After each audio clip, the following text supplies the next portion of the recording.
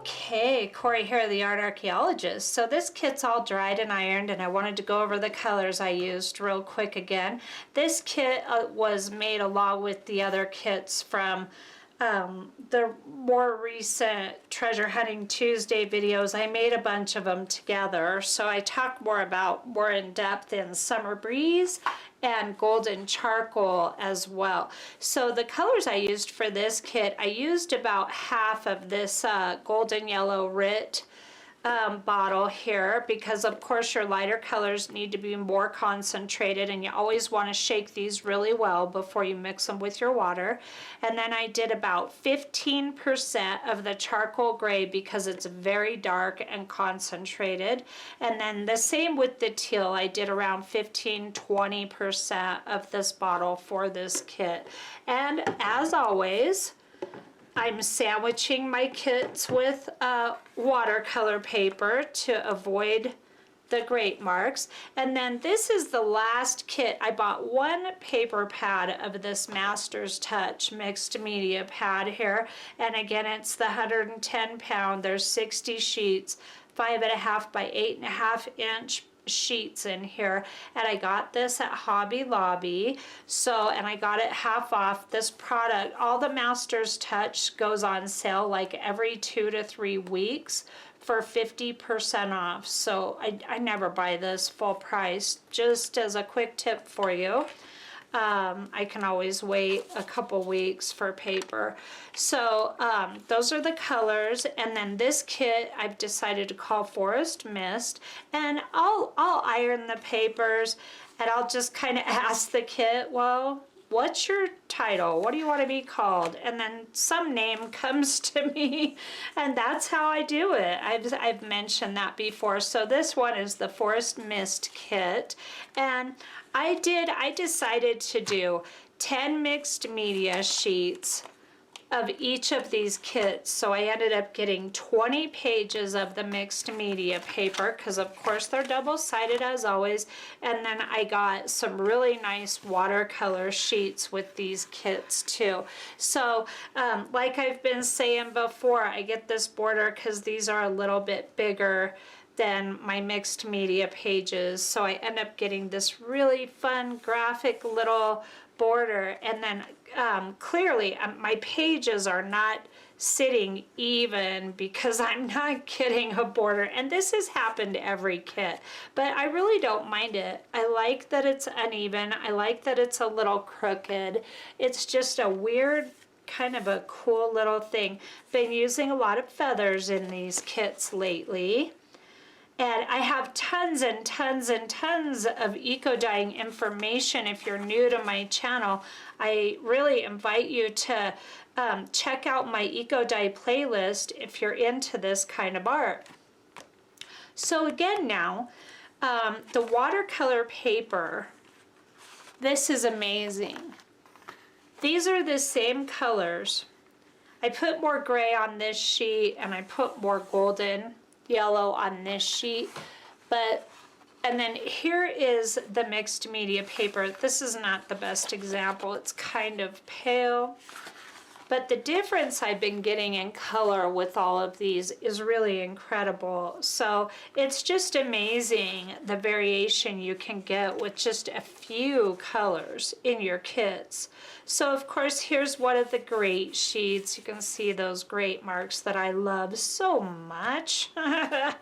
Sarcastically, of course. But this page came out really fun because if you see right here, it almost looks cracked. But this is some of the veining of this big grapevine leaf that's in here. And so this sheet came out really fun to me. I'm not always excited about my outside sheets, as you guys know who have seen my channel. So here's that border again, just real faint and not real distinguishable down here, but I still think it's so fun. I like it.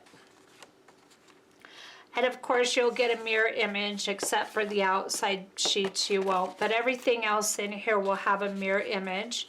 I don't line it up like that because I never stop and think to, so that's why I don't. But I'm here to tell you, when you make your kits, you will get it. So earlier in the other kits I was talking about with the grays and the blues, you know, I always say this is designed for fabric, not paper, but it works so beautifully on paper, so why not, right? But the grays and the blue dyes of the RIT line, and it's probably true with any brand, I tend to get purple showing up in my kits. So, and it doesn't really matter what other colors are in the kit, I end up getting some purple. And these, you know, they settle in the glass like I've said before, so you want to mix them with your little paintbrush every page or two before you put it on the page, because as it settles, you know, it takes a lot of color to make one color with dyes and paints and all that. So I'm sure that's part of it. Here's more of a faded page. And of course, I never really know what happens or what's going on. Sometimes the color leaches out. This page was probably like this in the kit, so the dye that was on this side probably got a little leached out. That does happen.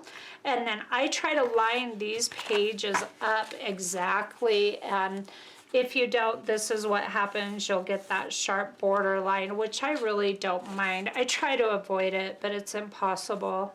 So here's some really fun color on this sheet. Look at all that purple mixed in there. I hope it's coming out purple. It's purple in the real sheet here. It might not be translating. And this one's a little faded, but I like these pale pages too. Really fun variation in color. This is such a fun thing to try. It's just an art form like no other.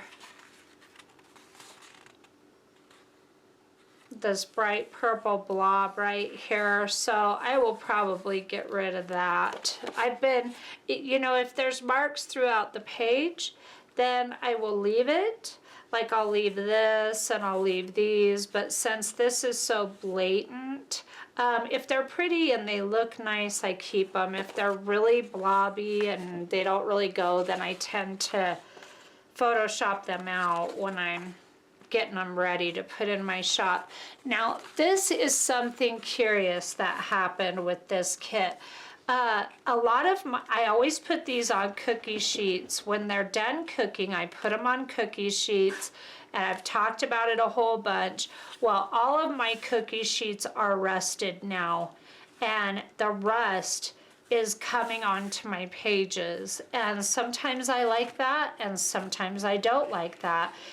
Here I could really do without it. It's not bad, it's okay, but once this happens, it's in there. It becomes part of the artwork. So I am really considering, it happened on this side a little bit, but this is the side that was face down when I dried it.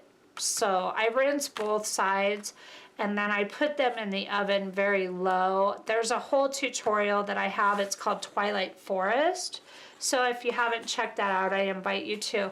But when your pans get rusty, the side that you have the paper on, it's going to get into your art, just so you know.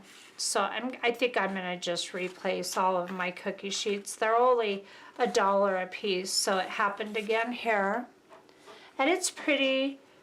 You know, I don't mind it too much. It happened here. I'm not all that thrilled with it here.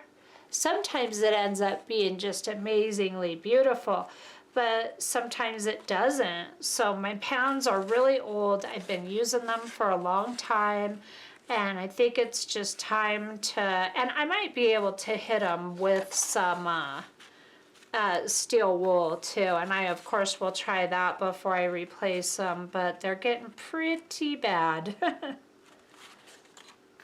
So another fun kit. I'm really enjoying using less dye and getting lighter kits, more Faded results. I don't know if faded's the right word. Some of the pages look faded to me, but just that paler, lighter, subtle, more of a subtle look. And this is pretty dark still, so, but I am coming out with better and better results the more I try. So I hope you try this. This is the last sheet of this kit here.